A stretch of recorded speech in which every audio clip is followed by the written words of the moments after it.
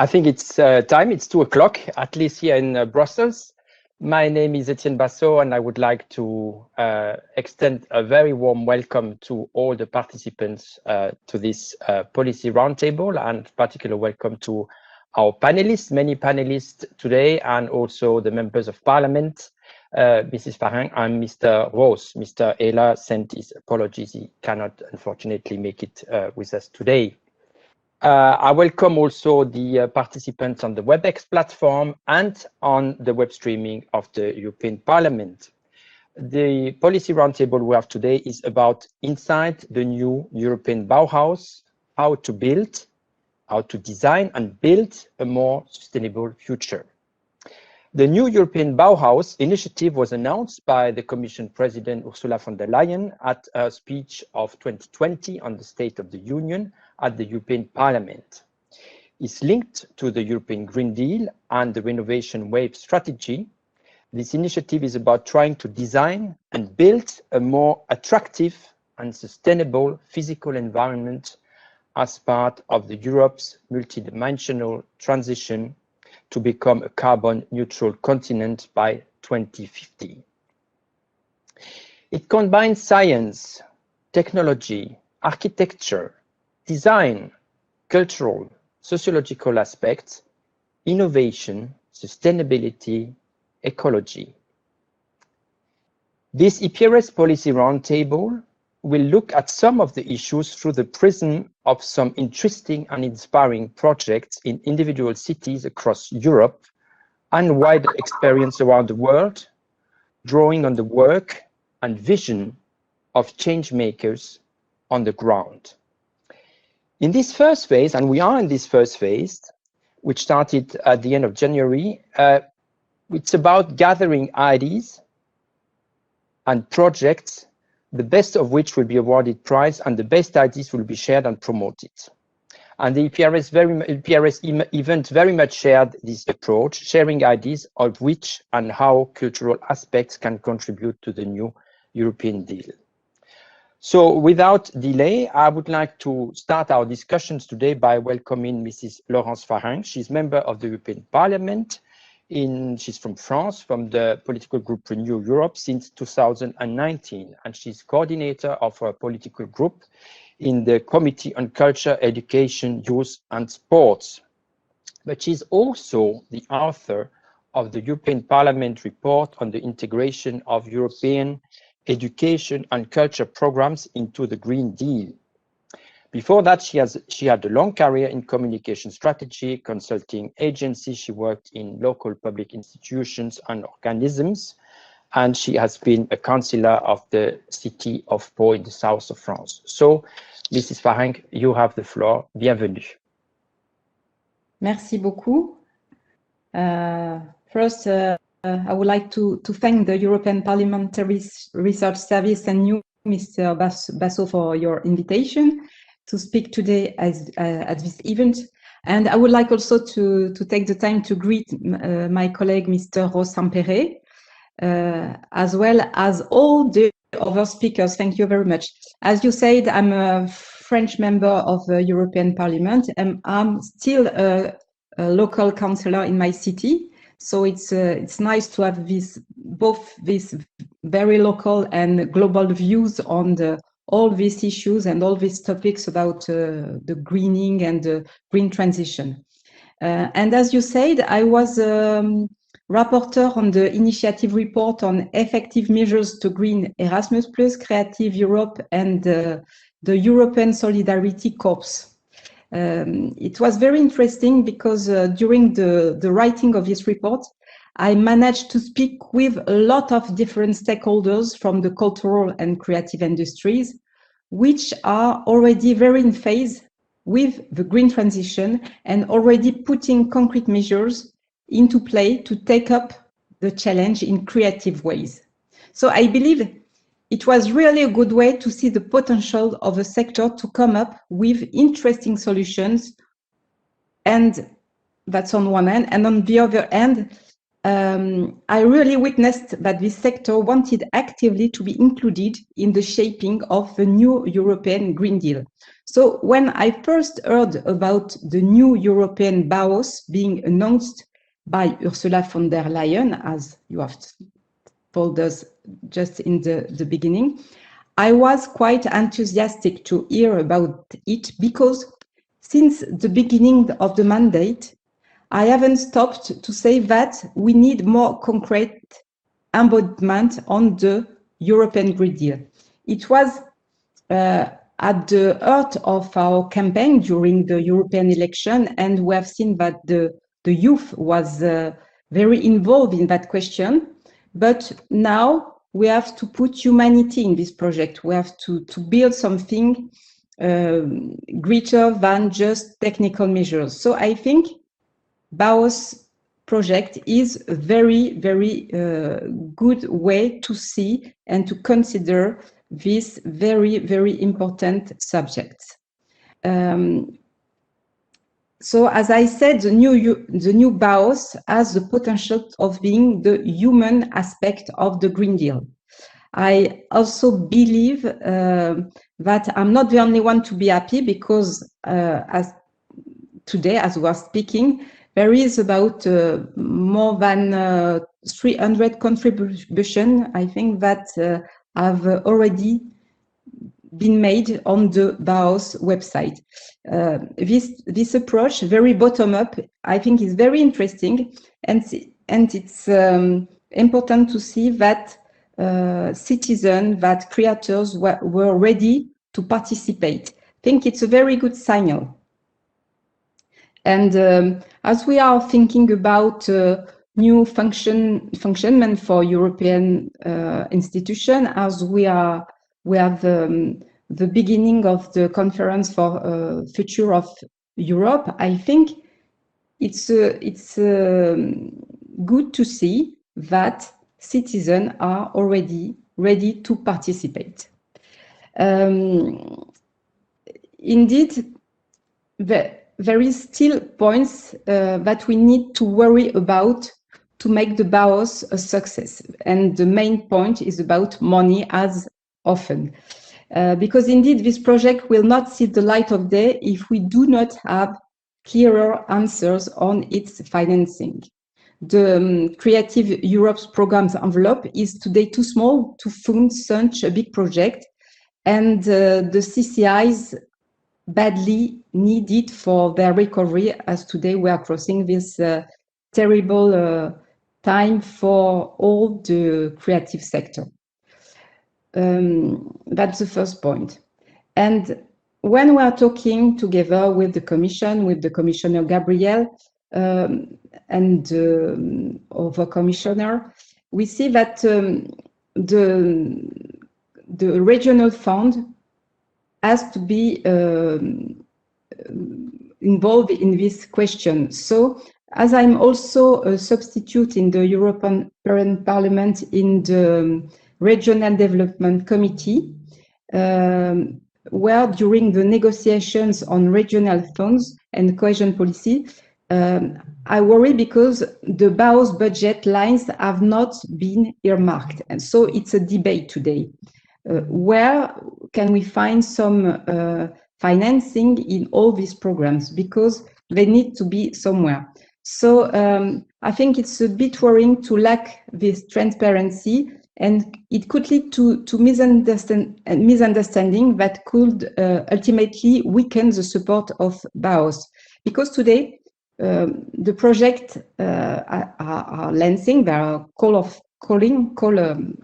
for participating, but if today we can't realize it will be, it will fail. So now it's urgent that we need to find this financing. And today, as I am speaking about it, I know that we have the committee of the cohesion fund and the regional committee, and they are speaking about that. So I hope that we will have good news. But I have to say that we are a few members of Parliament who are fighting for that. In addition, and on more operational aspects, a few more things need to be included in order to make the Bauhaus a success. First, I always found this term, this name, not fit for the future, because it remembers a very exceptional project, but it doesn't talk to everybody. And we have to find, I think, a new name. It's very urgent to speak to every European citizen. So we have to launch a creativity concours, I think. Also, in the original Bauhaus, there is a notion of learning and experience sharing, which should be included in this new project. We need to be able to answer to new challenges, as well as to be the creators of new jobs and curriculums. I strongly believe that these aspects will be key to making the Bauhaus not a lost opportunity, but a true driver of change.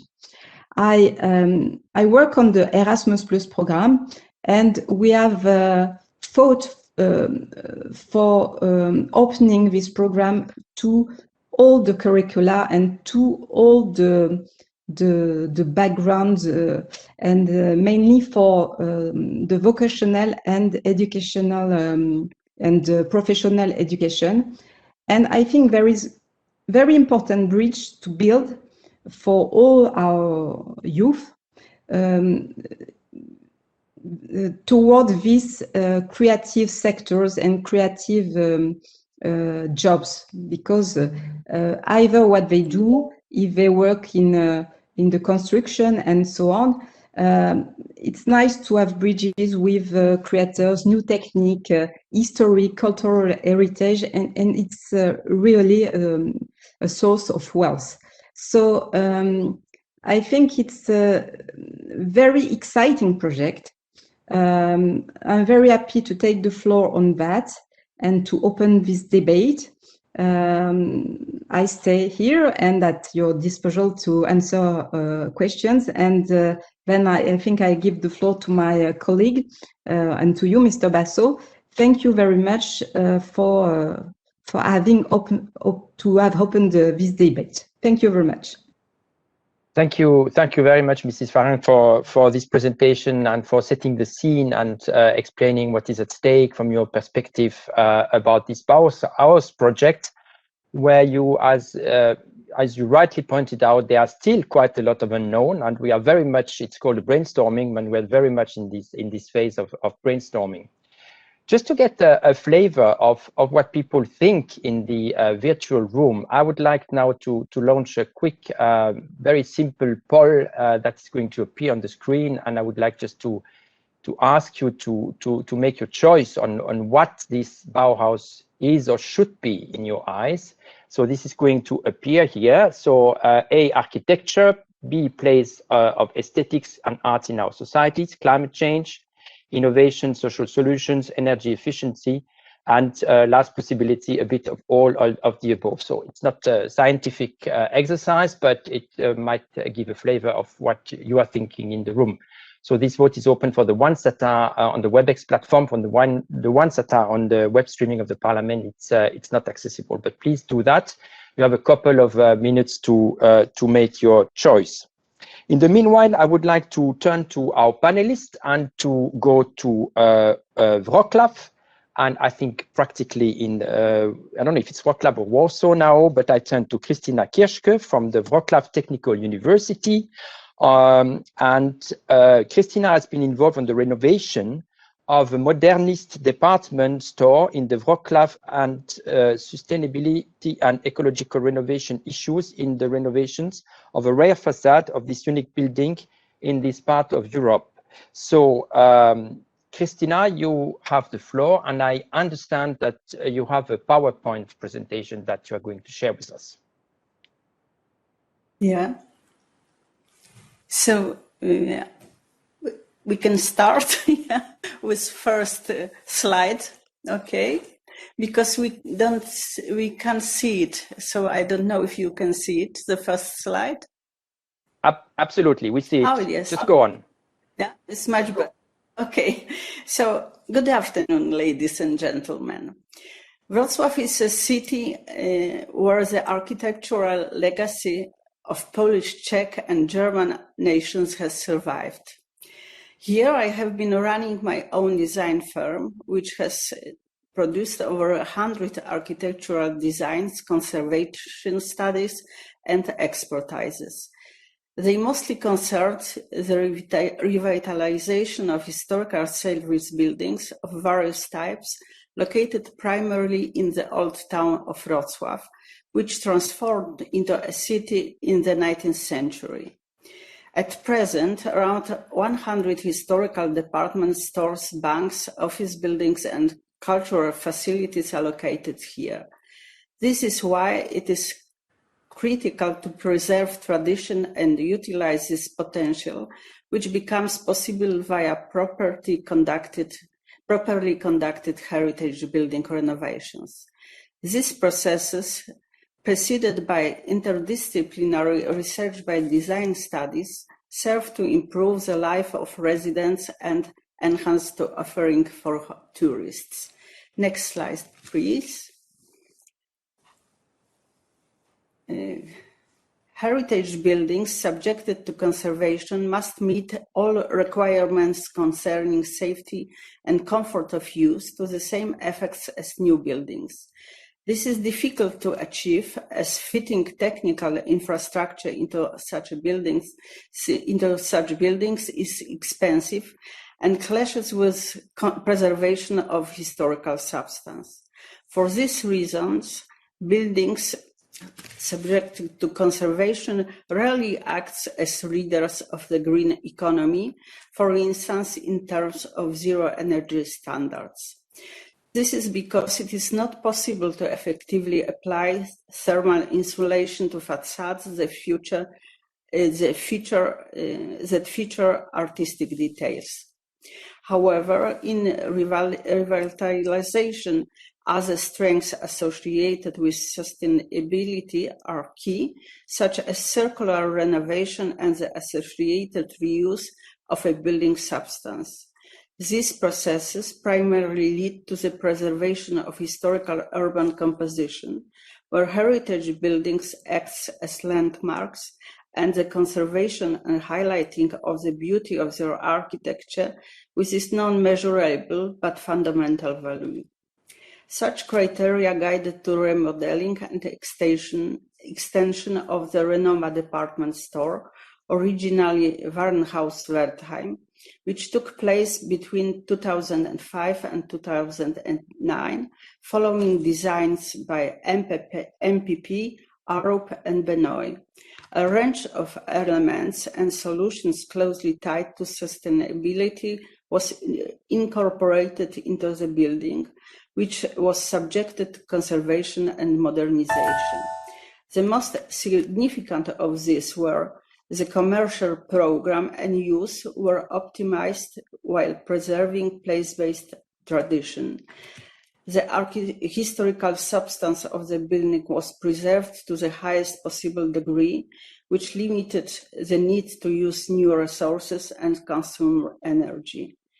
Innovative technical solutions were used, for instance, recuperators. Next slide, please.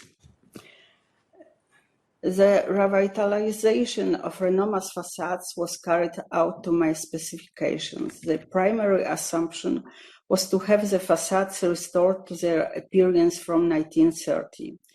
The application of research by design allowed for the determination of numerous previously unknown facts concerning the construction of the ceramic surface layer and the artistic sculptures that decorated the facades.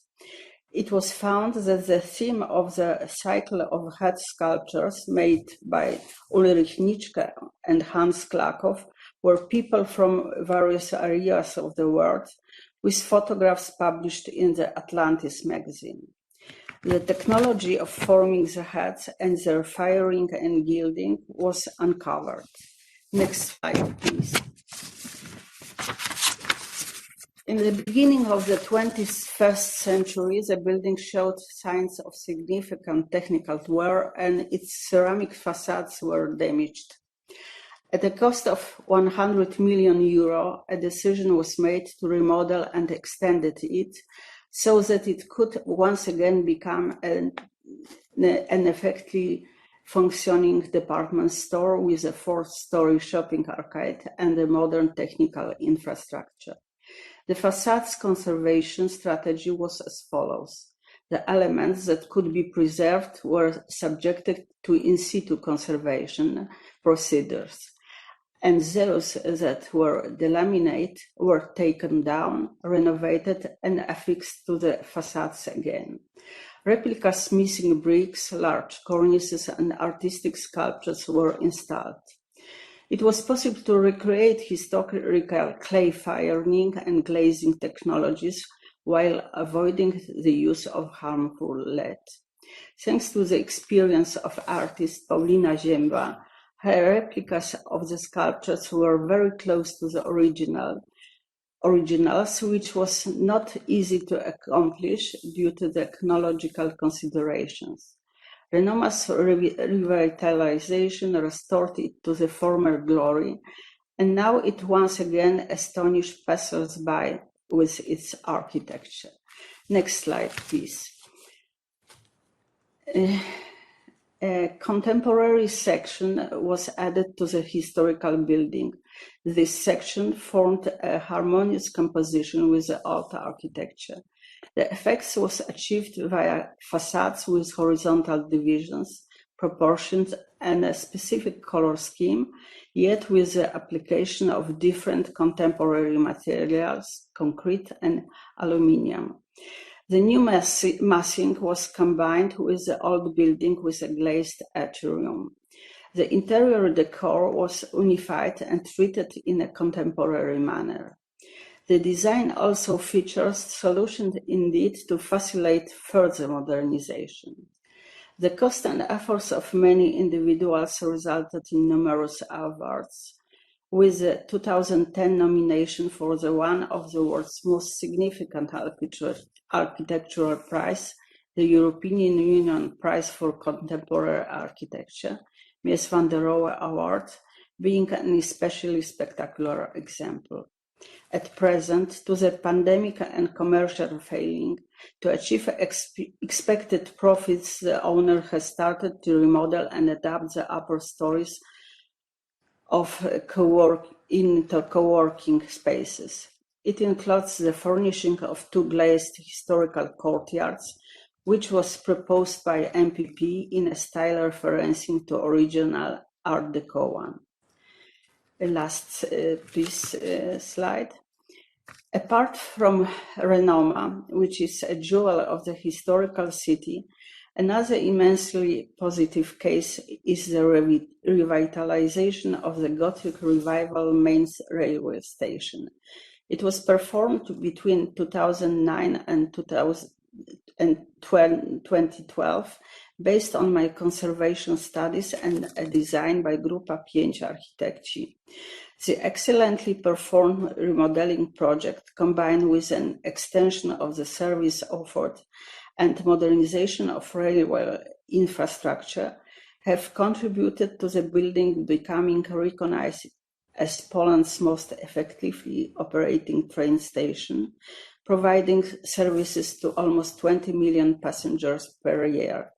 It should also be remembered that the rail transport is the most eco-friendly means of transferring passengers and goods, and its accessibility contributes to solving many social problems. In the case of Wrocław train station, its transformation has led to the major commercial development in its neighborhood, which has made it the heart of a modern central transfer node. Wrocław changes constantly, and its historical buildings, upon their revitalization, become icons of contemporary architecture, bringing societal benefits and financial gain. The spectacular successes of revalorization, which passed the Renoma department store and the main station are now a great incentive for investors who previously did not attempt to save monuments due to the high costs. Thank you very much for your attention. Thank you very much, Professor Krystyna KIRSCHKE, for presenting these very impressive projects in Wrocław. In the same vein of sustainable and circular renovation and the conservation of heritage buildings, I'd like to invite Maarten GIELEN, co-founder of Rotor Design Practice in Belgium, to share his view. The approach he has reflects ecological and sustainability concern in the use of construction materials, which are not thrown away and wasted, while they can be used to renovate similar buildings. Sometimes this circular approach can save precious architectural elements for reuse, thus helping preserve the original character of the buildings. And before moving, we have the result of this little survey. So what we can see out of this little survey, there is a mix of expectations about this Bauhaus exercise. But clearly, if we look at the main specific points, it's the place of aesthetics that comes first. And then I think that the very, very large majority expects a mix probably of all these issues. So that's very interesting. It's not going to be one side or one element, but rather a very large expectations towards this this project. So I hand over now to Maarten, please. Can you hear me? Yes. Yes. So thank you very much for inviting me to say a few words on the occasion of this work session. I would like to start by saying that I find this initiative of the Commission most remarkable and interesting. In particular, and also as the poll has pointed out, I find the referral to beauty as one of the ambitions of this project very to the point and very thought-provoking. So I will not spend too much time presenting myself or the practice that I co-founded, and I will instead cut almost immediately to the core of the subject. However, to give some context to my observations, I think it's good for you to know that I work in a Brussels-based organization called Rotor. And one project in particular is worth mentioning in this context, not only because it is funded by the Interreg program. I'm talking about the FCRBE project that has as ambition to double in the coming years the amount of reclaimed materials used in construction in Northwest Europe. So at this point, it's probably interesting to clearly distinguish reuse from recycling. So reuse, we're talking about a door that is being reused as a door, so without transformation to particle board, or we're absolutely not talking about energy recovery. We're talking about building components that are serving the same purpose as that what they have been manufactured for. So the ambition is to double the amount of materials in the coming years, and this is accomplished by putting in place a network of existing dealers in second-hand materials, actors that are typically forgotten in the sustainability discourse, and to produce a series of tools to allow them to better structure their activities. So one example would be to set up a technical specification sheet that allows dealers in second-hand cobblestones to get public markets, just by making a sort of a uniform specification sheet that several dealers can use. They all of a sudden can access public works or public procurement procedures, which they were typically excluded from. So a practical website can be found on www.opalis.eu, and that can give you a state of an idea of the state of the project. With this in mind, I would like to bring 4 questions or remarks to the table. And the first one is how can the new European Bauhaus reach beyond the typical networks of lobbyists and trade organizations? And I think it's an obvious question, And I do appreciate how much attention is given by the organizer to precisely this point. The procedure is transparent, the procedure is very open, and so on. But the answers given, open consultation rounds, co-design phases, openness to partner organizations, and so on, these strategies require of participants a certain comprehension of a very specific vocabulary and tools that are perhaps not in reach for many small practices and smaller companies. They also require a pro bono commitment that is probably easy to finance as a large multinational. Just adding a comma in a vision text for these companies can change the bottom line by a considerable amount farther down in the future. But as a small or medium enterprise, it's not that easy to establish. So I would like to suggest that a specific strategy is needed to make sure that the engagement of this initiative goes beyond the usual suspects. For instance, by almost curatorially adding, if we do take inspiration from the Bauhaus, I think the curatorial practice of the Bauhaus also has its place. In other words, a certain percentage of the people that we would want around the table are going to require efforts, very proactive actions to make sure that they are there.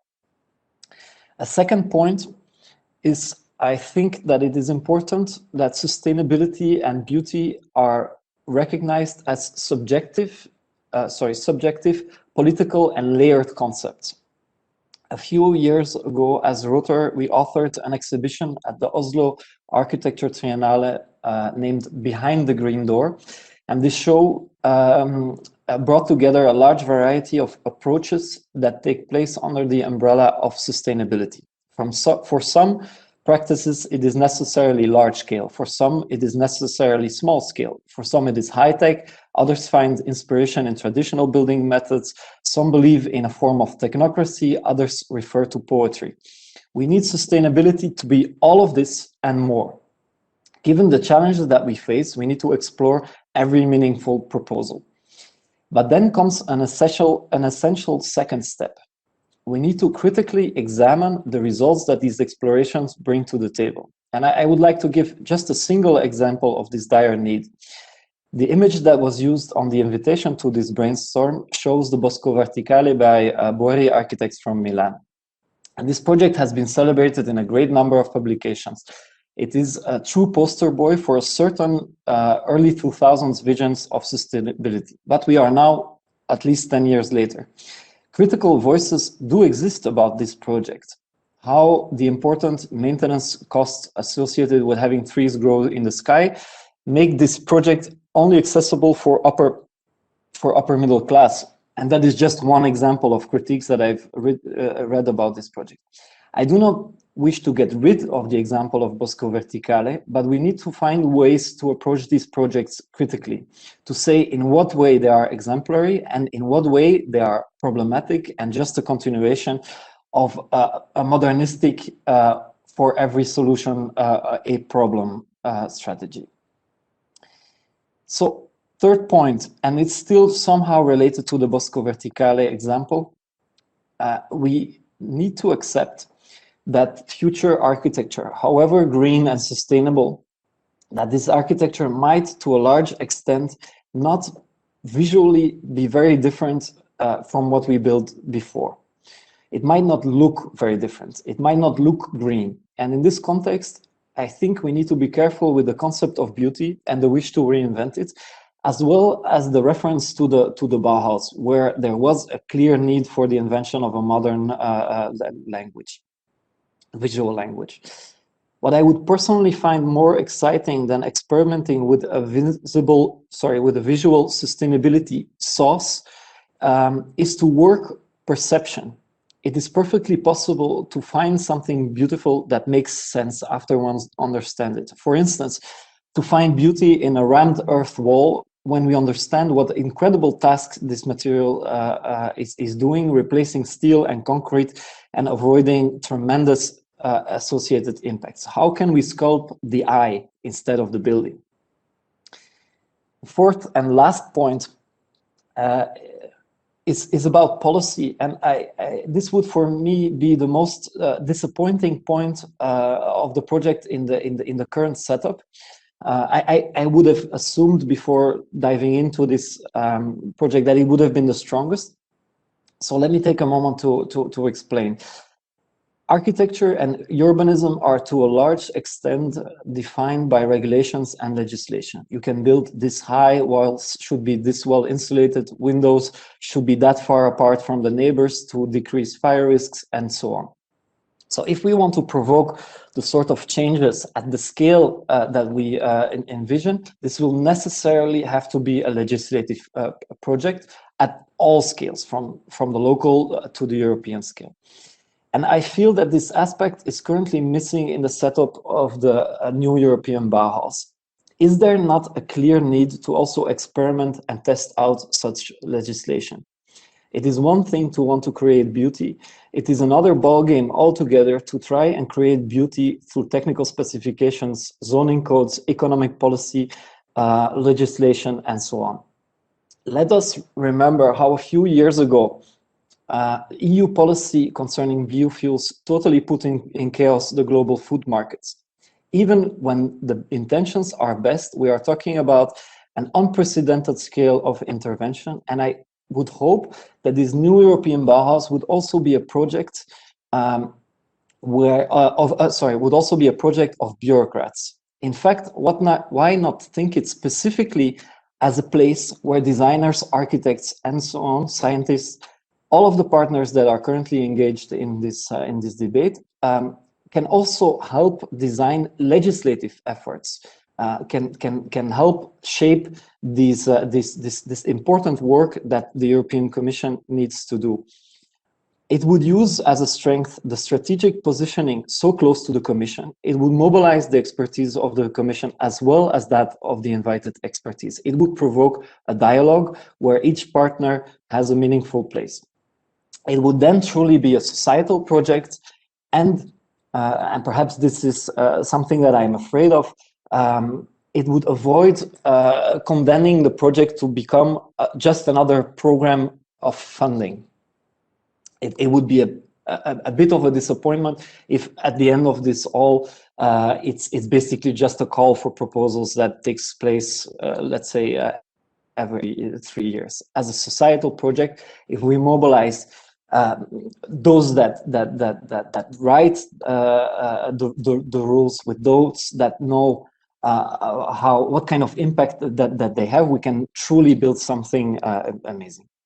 So on that point, I would like to stop, and I thank you very much for your attention. Thank you very much, Maarten, for these 4 thought-provoking questions that I'm sure will stimulate the debate today.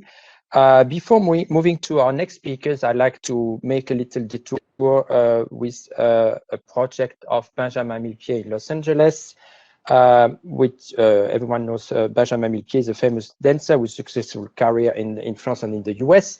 What is interesting, particularly with this video, is that it shows how much artists and art can play a role in turning a neighborhood into a community. The LA Dance Project in California sets an inspiring example as established dancers engage with young dancers living in underserved communities surrounding the locality of the dance studio. So in that case, an old garage was transformed into a space where famous artists devote time and energy to let young people discover themselves, to be free and creative, and thus become better equipped for their future lives. So we are going to watch this video. It's very short.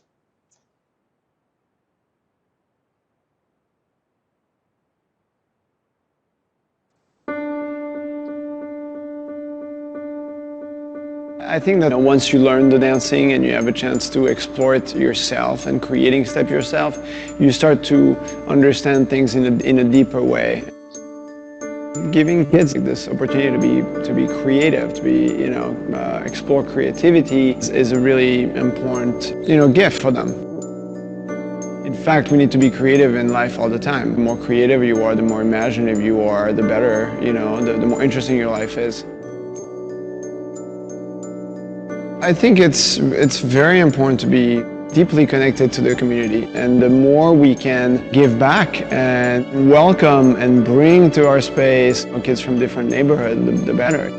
is just about peeling the orange and getting to the essence of like who they are and understanding what's important. And, like, what's important is them.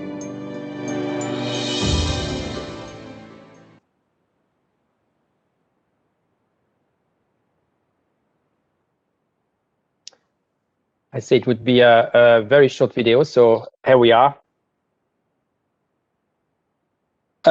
Okay, so let's move now to two further speakers that are more going to look at the social and cultural spaces in sustainable cities.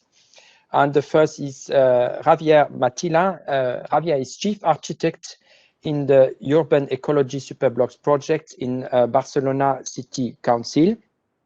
And what he's going to explain is how much urban ecology and superblocks in particular aim at taking back urban space from noisy and dangerous traffic and parking lots and give it to the inhabitants, and also offering a quiet and safe space that could contribute to creating social and cultural spaces where inhabitants can share their ideas, create and join local cultural events and programs. And this kind of local cultural space could perhaps be used even under sanitary conditions, like the ones in the current pandemic, offering inhabitants some psychological comfort. So if I understand well, I think that Xavier is going to have a PowerPoint presentation as well. Up to you. Thank you, Etienne. I will share the presentation.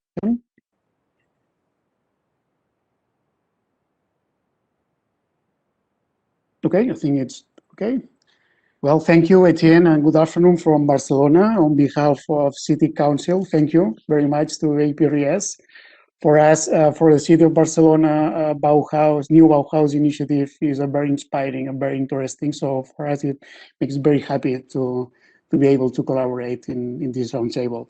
Yes, the idea of my brief talk is just to share with you how Barcelona, of course, is designing and building a more sustainable future throughout the Superblock program, and how this public space transformation process is not only improving the physical and environmental conditions of the streets, but also is a mechanism of activating social activities, social events in these new spaces. If we can go to the next slide, please.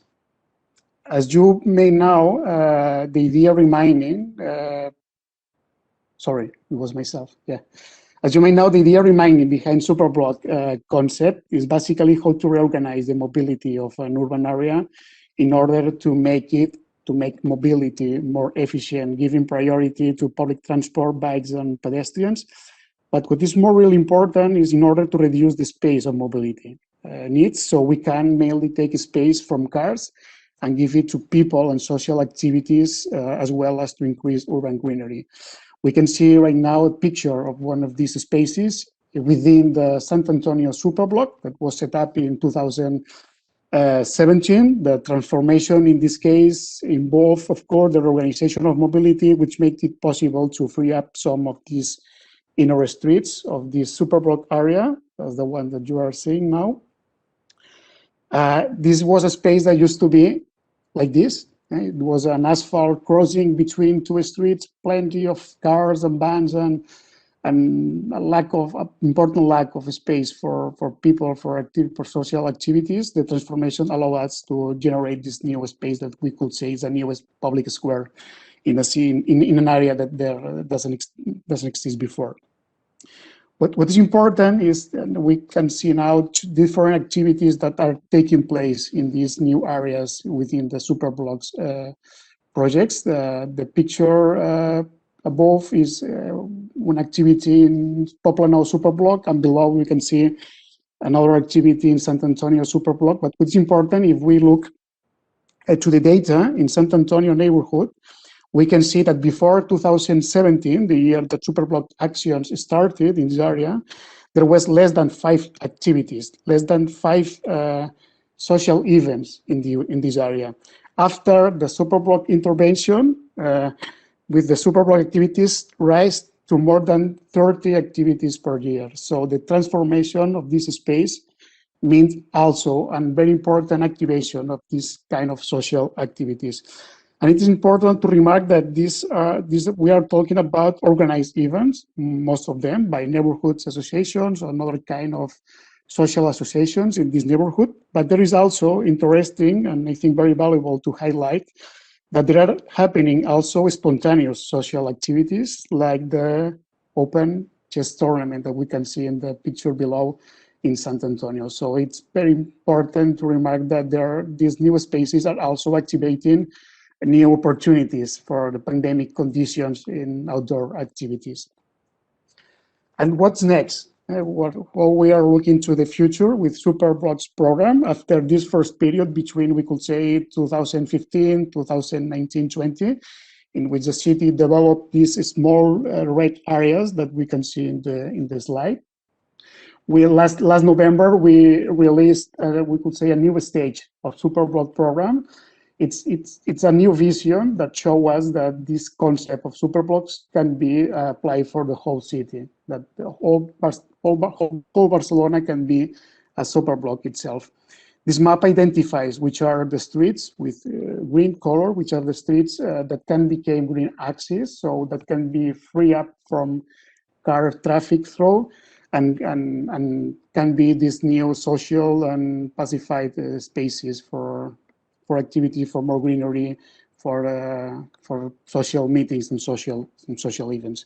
And we have defined a priority area of intervention in the well-known Eixample Cerdà in the center of the city that currently we need to know that is the world environment has the worst environmental conditions right now of the city, with the highest air pollution level and the lowest green area standards. It's important to know that throughout the Eixample, every day are crossing more than 350,000 cars, that are more than the number of cars that are crossing every day the city through the roundabouts. We have identified in this area of Eixample Central, center of the Eixample, which are the 21 streets that can become green axis, connecting from the existing ones in Sant Antonio neighborhood in this area. And we are also expecting to create 21 new squares, precisely in the junctions, in the crossing areas between these new axes. We are also defining how will be this new green axis, how will be the design of this new public space. And we can see different pictures in movement right now in the slide. We come from the 19th century original design from Cerdà. Is the first picture that we can see in the slide. It was a design that during the 20th century was mainly occupied by cars, turned the streets into space only for passing through, but with very bad living conditions, not only for the lack of space, but also due to the poor environmental conditions, as I said before. And which are these 5 conditions that we have defined for this new design of the new, we could say, the 21st century street new in Barcelona. The first one, that the street must be a new environmental infrastructure. It's very important if we're fighting against the climate change, that this new public space is able to manage water cycle in another way, to be able to reduce the temperature in the city. It will be a very important program in a city of Barcelona. We are also talking about proximity. The physical transformation must be an activator of new social activities on the streets, but also with the ground floors of the building. So it must be an activator of retail activities, public facilities that can connect with the public space and can make relations between in and out of the street. We are also talking about very important of innovation and a new technology on the street. We need to rethink which must be the new design of these streets in a moment that the car will disappear from this area. We have a new opportunity to define a new materiality, a new surface contact with the public space in the city. Fourth, we are talking about landscape, and we could say also about beauty in the city and how we can integrate the heritage elements on the streets of Barcelona, like architectural facades, the trees that are also a very important and characteristical element on the streets of Barcelona. How can we integrate this heritage in the new landscape? And of course, how can we allow the accessibility for public services and also to the different spaces that generate this new street. We can realize that all these 5 conditions together, we think we are really aligned with the new Bauhaus spirit, how to combine a new design that is able to give an answer to the environmental challenge, but also is working for a new design that take into account people, elderly, children, in a new social approach to the public space. And let me finish with this, I think, inspiring picture. It's not from a Super Bowl program. It's about another program that we have on the city of Barcelona that we call Let's Open Streets, and it was taken 1 year ago before pandemic, before the pandemic. This program consists during the weekend, some main streets of the city of Barcelona are closed for cars and open, would say, for people, and it's really incredible. See how fast and how easily people occupy the street these weekends on this street just for walking or for shopping. And the picture was taken in Aragó Street. Aragó Street is one of the longest streets in the Eixample of Barcelona, and also is one of the streets with the highest level of car traffic level during the week. The day it was a Sunday morning that was closed for cars, but there happening something special activities, and this is one of them. The Fundación Tapias, a museum facility in the middle of Aragó Street, just put a piano in the middle of the street and some chairs to use them, and we could say that magic appeared in a very special moment. And I was thinking that this picture shows pretty well what we are looking for with this public space transformation program in Barcelona, that is not only about how to improve environmental conditions, of course it does, but it's also about how to generate the conditions to make people use and interact in public space. And that's all. Thank you so much for your attention. Thank you very much, Xavier, for this presentation and this very ambitious project in Barcelona. We go now back to Brussels, and before handing over to Lukas Perron, I would like to invite the participant to use the Q&A function. So your questions are starting to come in, but please use it, and the questions will be collected and put in the discussions later on. So we move now to our speaker, Lukas Perron in Brussels. He's co-founder of Social Impact of Music Making Platform, SEMM, in Belgium. Culture is not only about consumption. The current COVID-19 pandemic showed how important it is to have access to culture, to contribute one's own work and share it with others, and most importantly, to experience a cultural event live, be part of it as a professional or amateur artist, or be part of the audience. Social aspects of culture and art are subjects of sociological research. Social impact of making music is one of such sub-projects which investigates social aspects in various environments, also in cross-cultural projects where participants make music together. Over to you, Lukas. Thank you very much. I'm trying to find how I can share my PowerPoint. I don't see the button, so that's a bad start. So I can do it for you. Yes. Yes. Yes, please.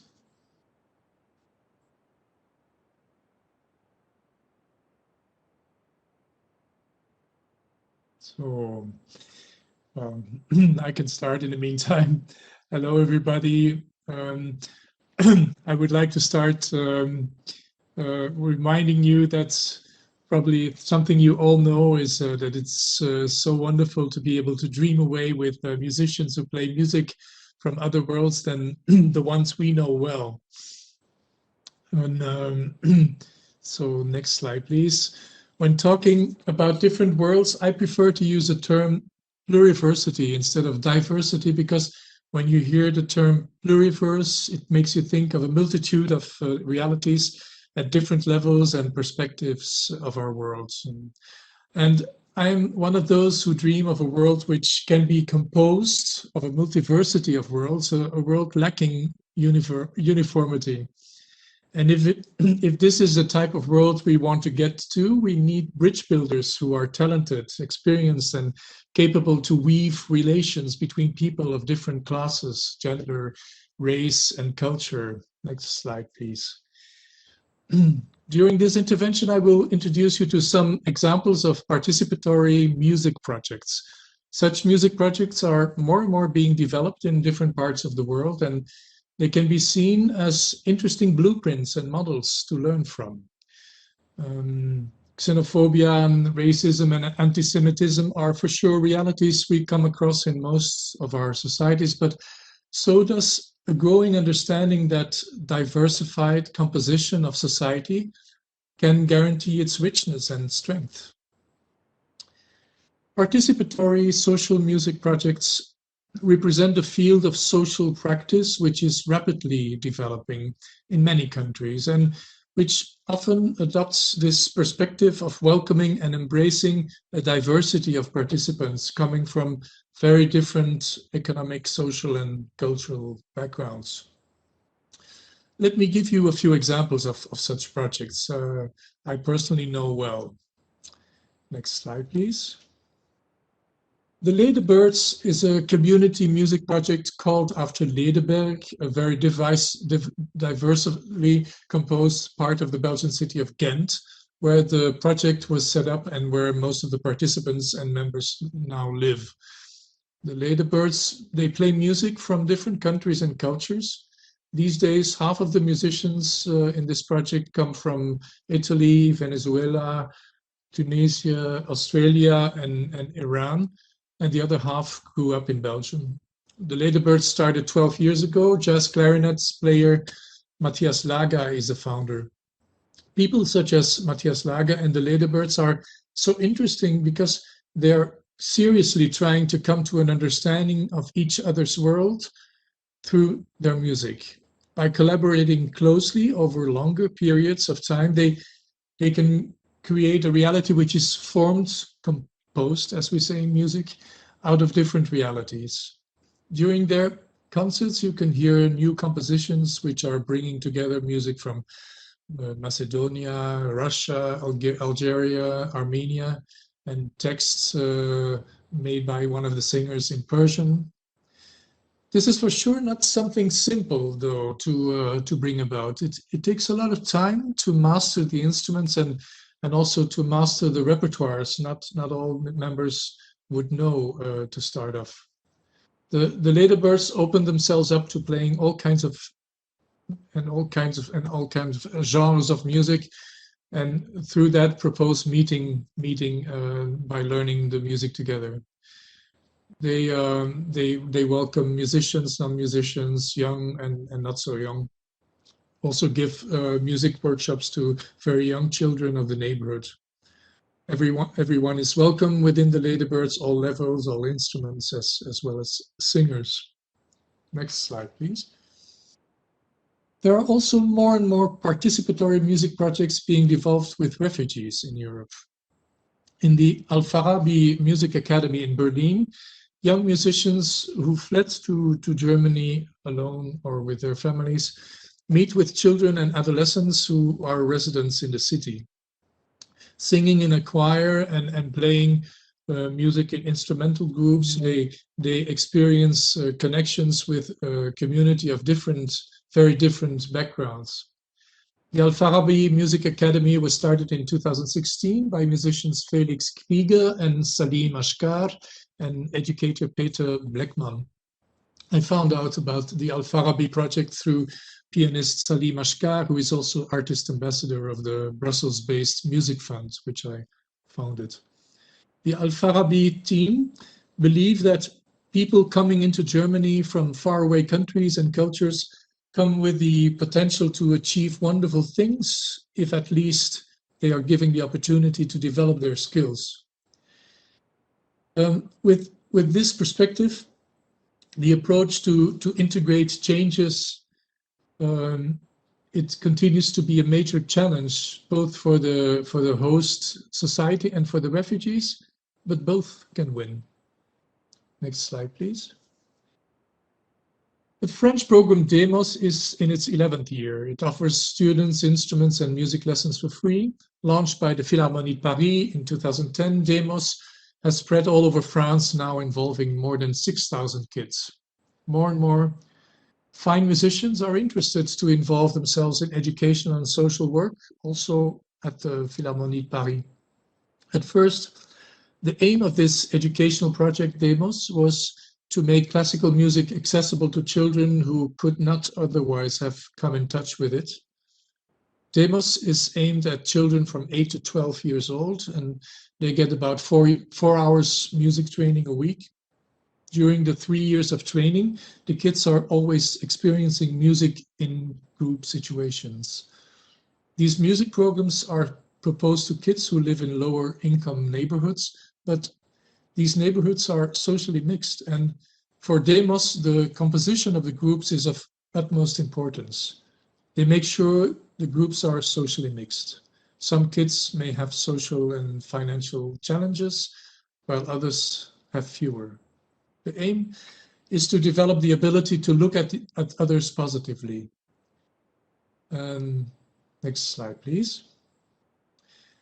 I'm in this context specifically talking about music making. Research made clear that only listening to music from other worlds does not necessarily bring you closer to these worlds. Only listening to music makes one connect only superficially to different realities. When you are involved, though, in the practice of music making, this needs a lot of work, concentration and time, and this may allow you to come closer to certain other musical worlds as well as to their cultural contexts. And mastering is a crucial element in music making. To master instruments and repertoires, you need a lot of effort. Also, the examples I gave are examples of ensemble music. It concerns small groups of musicians, not big orchestras. In smaller ensembles, it's easier for close and meaningful meetings to take place. Slide 8, please. Next slide, I mean.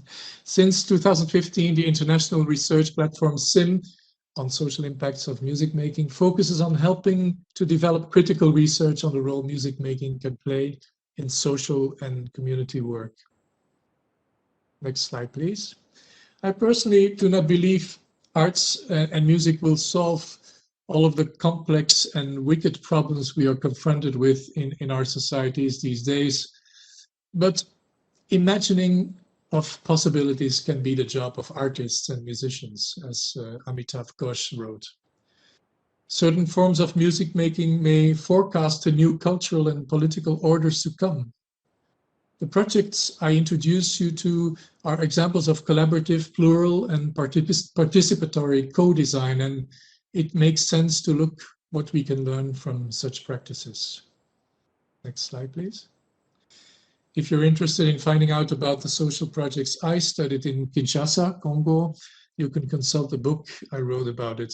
The reality of Kinshasa is far away from ours, but I can assure you that we can learn a lot from what is being developed out there. Thank you very much.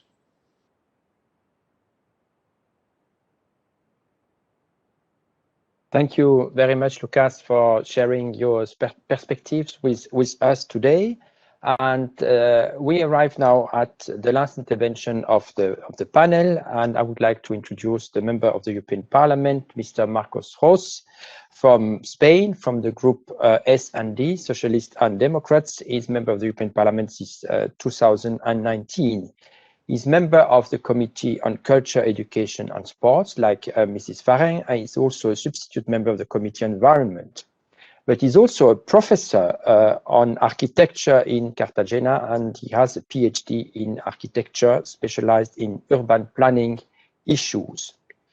And he just launched 2 weeks ago a new Bauhaus group, a new Bauhaus friendship group in the European Parliament, to which 30 members of our parliament are participating. So over to you, Mr. ROS.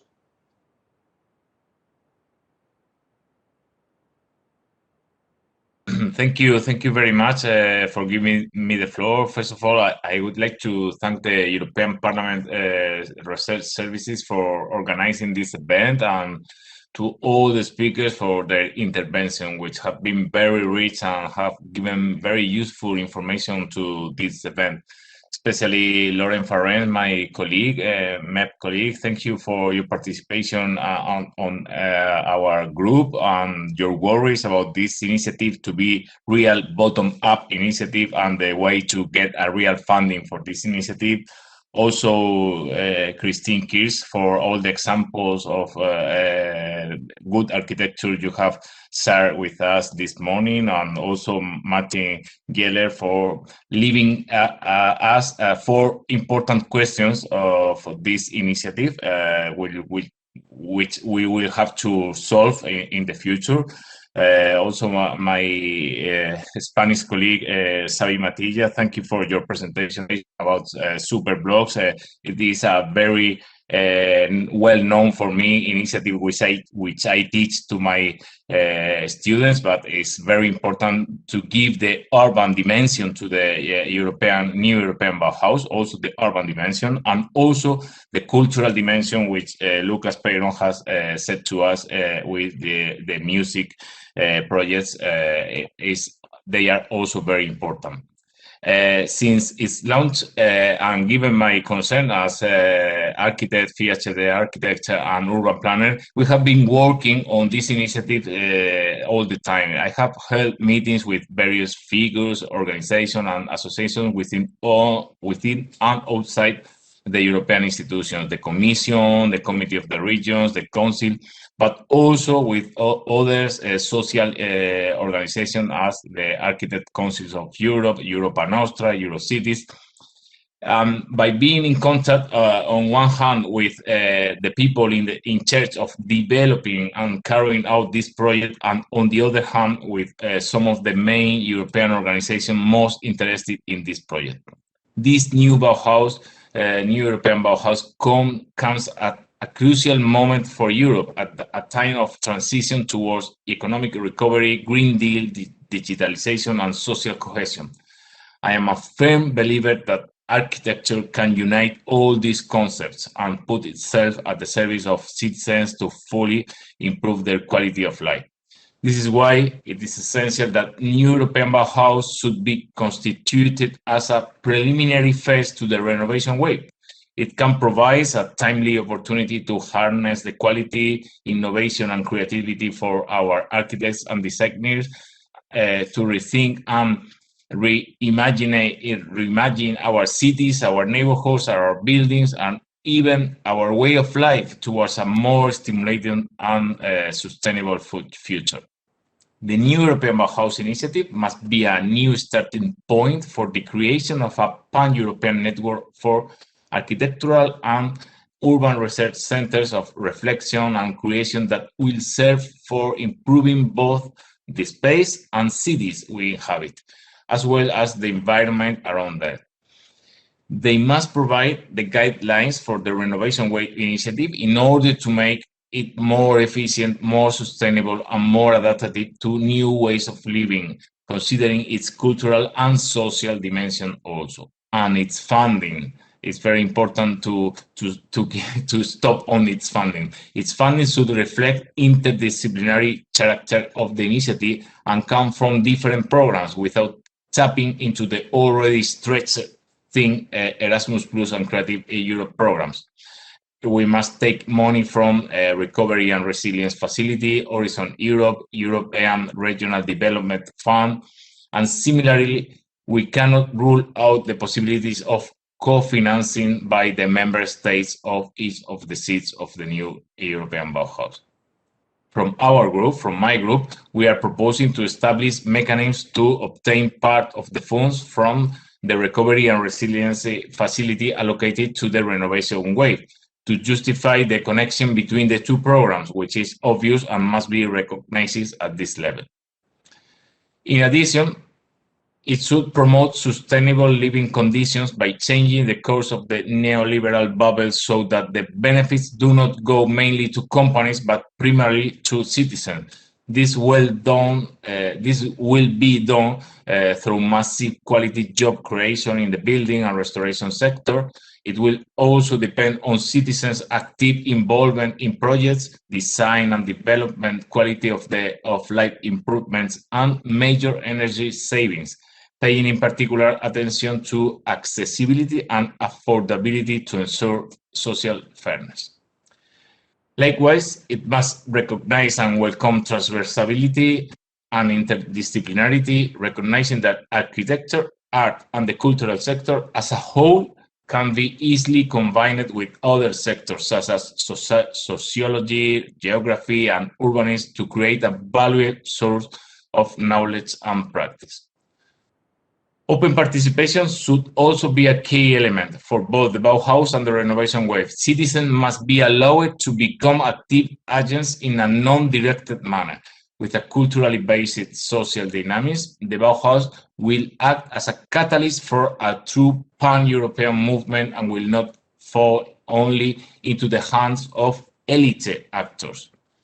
This is where we are now. With the co-design phase launched a few months ago and the high-level roundtable setup, I firmly believe that the European Parliament should play a more active role, supporting this bottom-up initiative, as my colleague has said before, exercising its role as the representative for European citizenship. That is why I consider it appropriate to propose to the entire Parliament the creation of the new European Bauhaus Friendship Group as a tool for members to share views, concern and reflection on the new European Bauhaus. As I explained at the launch event of this group, which has already been joined by more than 30 members, the aims of this friendship group will be being able to channel and discuss the concern of the citizens we represent, developing activities as a partner of the new European Bauhaus initiative, facilitate debate in the co-design phase, collecting examples, ideas, and challenges, and to serve as a meeting point for members interested in the initiative. In addition to this, I believe that the Parliament should show its interest in officially proposing its participation by requesting to establish a statement of the Parliament by an INI report, own initiative report, reflecting the position of its members and political groups with regard to this initiative. This initiative is growing up, and growing up is taking a major importance across the European Union, and we should have the European Parliament statement written and decided in an own initiative report. This is my opinion. Only in this way can it become a new flagship program of the European Union through a cultural project that combines sustainability, design, architecture, and significant improvement in the quality of the space we live in on a daily basis. That is all from my side.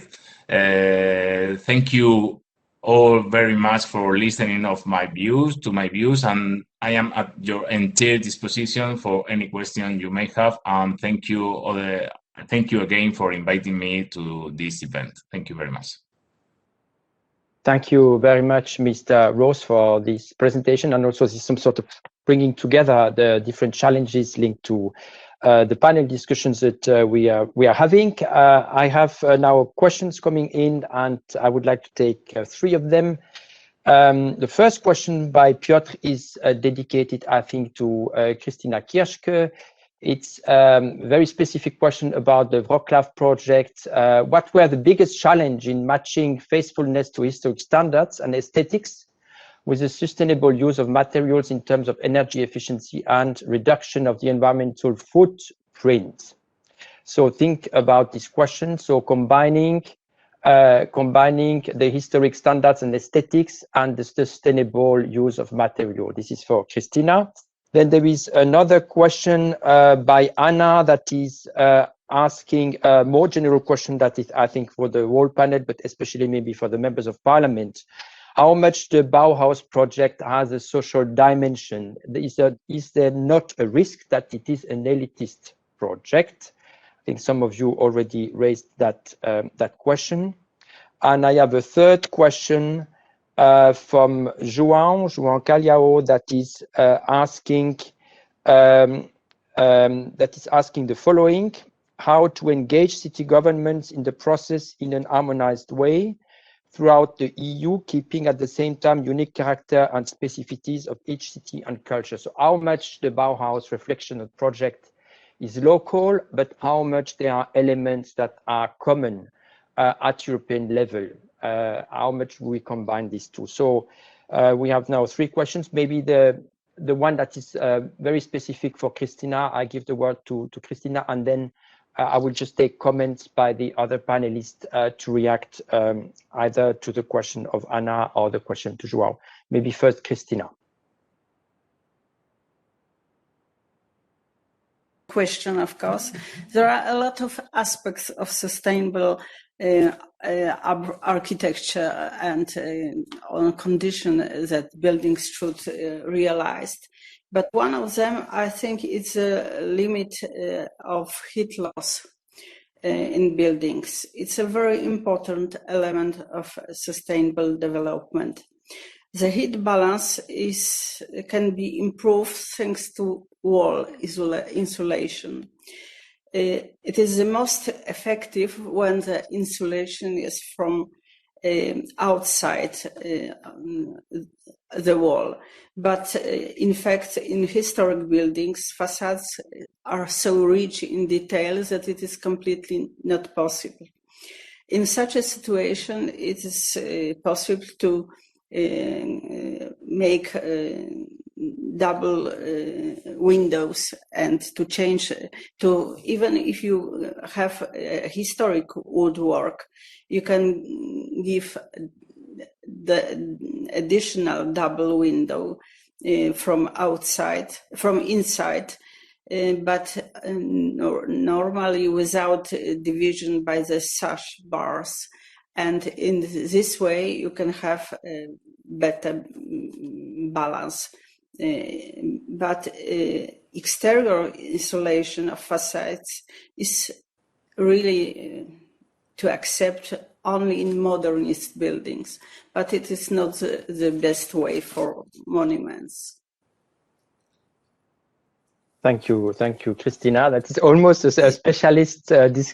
specialist consideration. You wanted to add something, Krystyna, or did I interrupt you? No. No, maybe I didn't understand more questions. If you have more questions, just no. I think that was it. It was about combining. It's okay. Absolutely, it was about combining the aesthetics and the historic standards together with the new contingency concerning the reduction of environmental footprints. And you made the point. Many thanks. So there were the 2 other questions. The one on the social dimension of Bauhaus, how much it is inclusive, and how much we avoid it to become something that is perceived as being elitist. That was one question, and the other one was more how much it's European, how much it's local, and what are the commonalities at European level, and what should remain local. Who wants to react on these 2 questions? Maybe it's Laurence FARRENG speaking. Maybe please. Just go on. Intervene. Maybe Mr. Rosampler would like to add something. I think if the name is, to my view, too elitist, the purpose of the project is not really, because inclusion is at the heart of the project of Bauhaus. And we will be, we don't have you today on the detail of the 300 projects that have been sent to the Commission, but we have a regular exchange with the Commissioner Gabriel on the purpose of the project, and it's very clear that we want to make the green transition accessible to all. And we have seen in the examples, I've seen the project in Barcelona, or the project of the youth orchestra, and how we can make new projects about culture, that they are very social oriented. It's really very important because we are at the crossroad of many things, like of course green transition, but how this green transition will lead to new ways of working, living, eating, sharing, and so on. So we have to build new things. When I speak at the local level, I'm very surprised because the European Bauhaus is already known in my city. You know, I live in a small city in the southwest, but some people have heard about it, and maybe they are thinking about their work. I remember I have met people who have built a third place, and they wanted to make a repair cafe in the framework of their place, and so on. So as we are thinking about the world after, and the world after, the world in transition, I think it's really fit for these new challenges. So I think it's not elitist at all. It's how we can drive change with everybody, and there is an inclusion dimension that it's at the heart of the project, I think. Thank you. Thank you so much. Mr. Ross, you would like to react on this one? Yes, sure. Thank you very much. Well, I agree the major of the points with my colleague, with FARRENG. I think the only way to avoid this is an elitist project is try to really link New European Bauhaus with a renovation wave. We have to take the solutions, the reflections, the ideas that we get from the New European Bauhaus and apply them into the funds for the renovation wave, and this is the only way that the real money, real solutions arrive to real people in their common lives. We are going to refurbish more than 35 million of buildings all across Europe in the next 6 years with next generation funds, and we must apply the solutions that we have got into coming from the New European Bauhaus. This is a very important point. The second point is that we cannot permit that all the New European Bauhaus finish with a very fantastic exhibition on a very cool, big cultural center on a European capital, and with 2 books and 2 wonderful publications, but we have to arrive to the real people with this renovation wave, and with the real funding of real refurbishing of our houses, our buildings, our neighborhoods, our cities, as we have seen this morning in Barcelona or in Poland. And the second way, the second question about the majors, the local or the global, I think we have to involve and get all the cities, all majors, all local authorities, all regional authorities involved in this initiative. If not, we will finally have a New European Bauhaus on very big cities, but we will keep apart small towns, small cities, and this is not what we want. We want New European Bauhaus to arrive to every part of the territory, involving rural areas, little towns, little cities, and not only big cities and big neighborhoods, classical neighborhoods from the 50s or 60s from the past century. We have to arrive to everyone, and I think we have to involve every local and regional authorities in this project. Thank you very much, Mr. Ross. I think that Maarten wants also to react, and since he's going to have the floor, I have a question from Martina that I think he will have, he can comment on. Martina is asking, how do old construction materials perform compared to current ecological standards? So since the question is there, I put it together with the others, and you can react.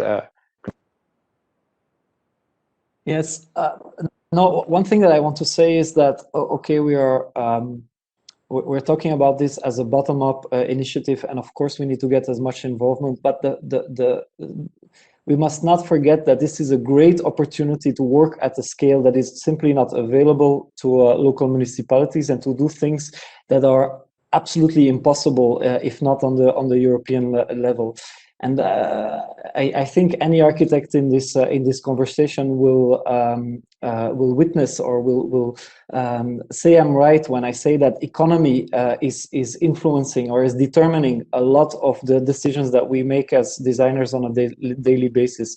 If insulation by wood chip is more expensive than spraying polyurethane on those walls, and spraying polyurethane is a petrol-based product, condense the inert fraction to be unrecyclable and so on, even if it's very clear that one of both solutions is better than the other one, clients will be inclined to go for the cheapest solution, especially if this is an application that doesn't result in some sort of spectacular grain facade or something to show off. And so I think, yes, of course, there are challenges at the local level, and this cannot be an elitist thing, but there are also things that cannot even be addressed on the level of the member states.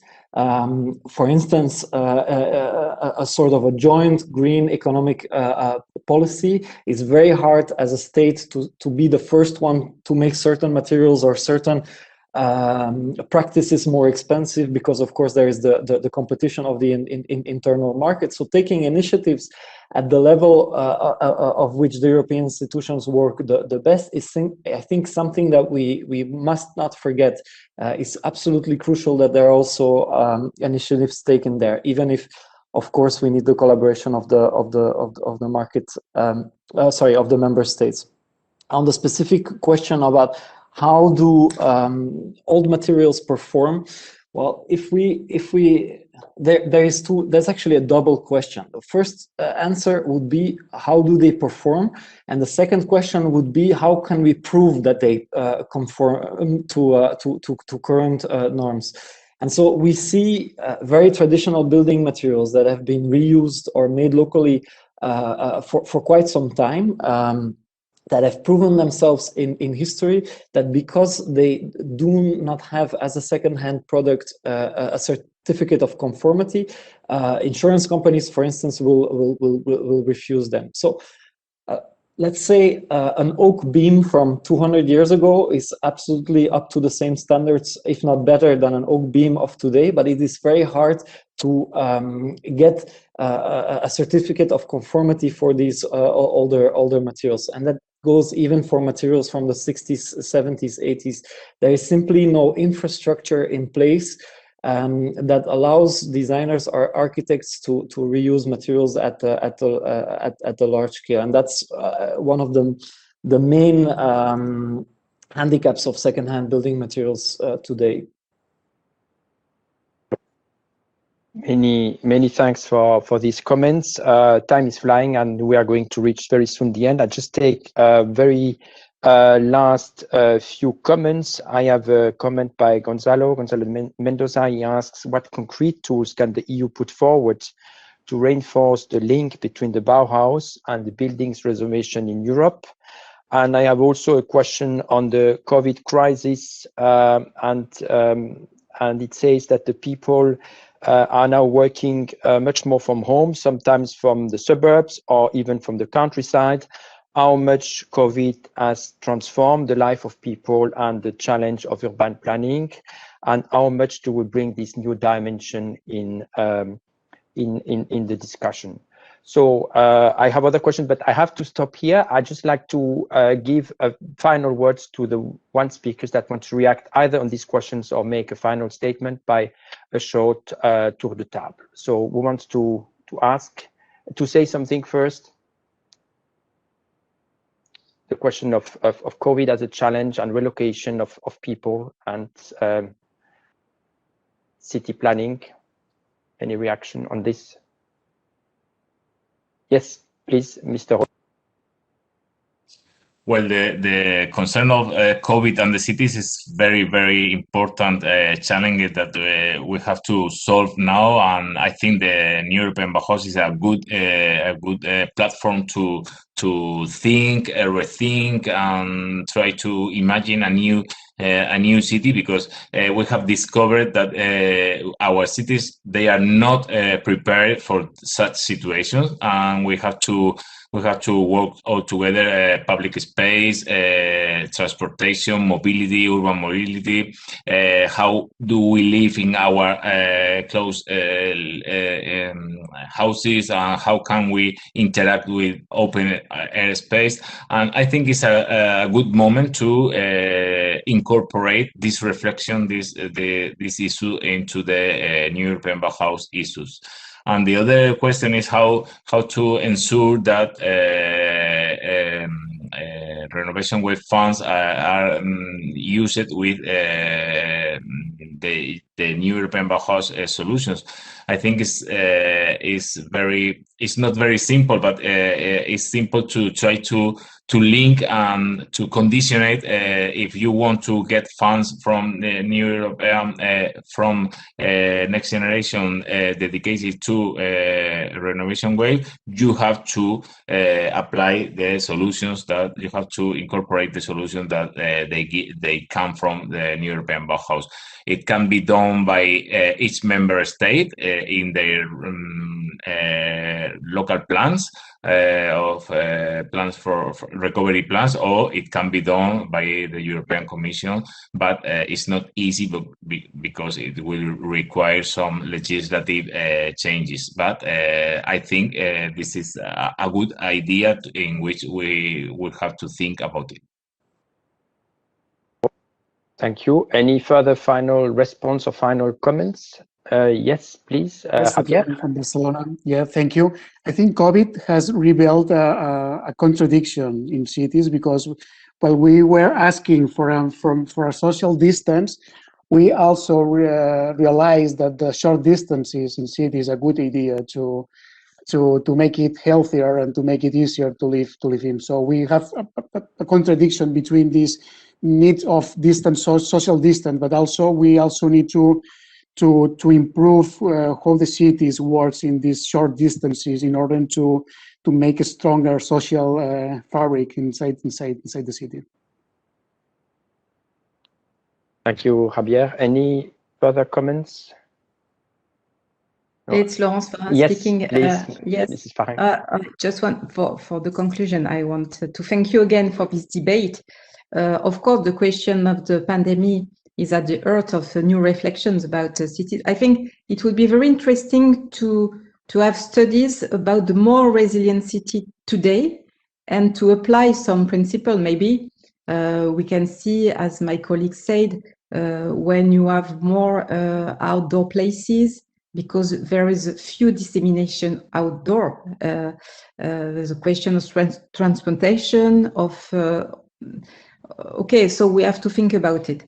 Globally, to conclude for the European Bauhaus, as I said, I think it's a wonderful idea, and today it's a fragile idea. So we have to worry and to care about it. And the first thing, indeed, I think about is that we have to reinforce the funding. That's the first step to show how we are ambitious on this purpose. So that will be a big part of my work in the next weeks. I hope that we can achieve big things, and that we can make all the political responsible, all the committees in the Parliament and in all the Commission participate to this very nice utopia, maybe, but really, I think it's a way to reinforce and to strengthen our European citizenship. So, and it's open and to the future. So, as I said, I think wonderful idea, but fragile idea, and we have to work on it very strongly. And I congratulate and I thank my my colleague to have created this friendship group, because it's very important that we mainstream and that we work on it. And I hope we could have a next point in a few weeks or in a few months, maybe in the real life, we can say, to have a point on this and to see what were the kind of projects that have been proposed by all the participants. So thank you very much again for these exchanges, and I hope to see you soon with a lot of ambitions for the European Bauhaus and with a new name maybe. Thank you. Thank you very much, Mrs. Farreng, and thank you very much to all speakers for this very interesting discussion. I said it should have been a brainstorming, and everywhere with a very broad brainstorming touching a lot of issues from architecture to performing arts, but also society and the economy. I would like just to highlight that in the EPRS we have produced a series of publications linked to the subject. I just named them: What if technology and culture combine to boost a green recovery? Then cohesion policy contribution to a new European Bauhaus. Then the third one, EU Prize for Contemporary Architecture, Mies van der Rohe Award, a tribute to Bauhaus. The Bauhaus movement, where are the women? Education and the new Bauhaus. And we are going to continue to look at this issue more widely, also in the perspective of the Green Deal. I would like also to thank very much the colleagues that are behind the scene of this successful event, especially Madalena Pazinovka and Denise Kirchhoff, and also Anne-Cécile Charlier. I wish you a very good afternoon and see you soon at Policy Roundtable of the EPRS. Thank you. Thank you. Goodbye. Thank you. Goodbye. Much goodbye.